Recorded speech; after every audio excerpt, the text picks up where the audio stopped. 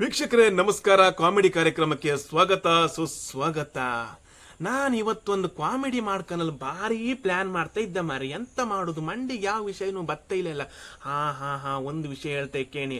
ನಾನು ಹೇಳೋ ವಿಷಯ ಇದು ನಿಮ್ಗೆ ಗೊತ್ತೋ ಇಲ್ಲೋ ಗೊತ್ತಿಲ್ಲ ಮಾರ್ರೆ, ಆದ್ರ ವಿಷಯ ಮಾತ್ರ ಭಾರಿ ಒಳ್ಳೇದಿತ್ತೆ. Very very important. ನೀವು ಎಲ್ಲಿ ಫಂಕ್ಷನಿಗೆ ಹೋದಲ್ಲಿ ಈ ವಿಷಯ ತಲೆ ಹಿಡ್ಕೊಂಡು. ಎಂತ ವಿಷಯ ಅಂದ್ರೆ, ಕೆಲವರೆಲ್ಲ ಫಂಕ್ಷನಿಗೆಲ್ಲ ಊಟಕ್ಕೆ ಪಾತ್ರ ಮಾರ್ರೆ ಸಮ ಉಣ್ತ್ರೆ ಉಂಡು ಮನೆಗೆ ಬತ್ತೇಪ್ಲ ಒಂದು ವಿಷಯ ಹೇಳ್ತಾರೆ ಗೊತ್ತಾ? ಎಂತ ಗೊತ್ತಾ?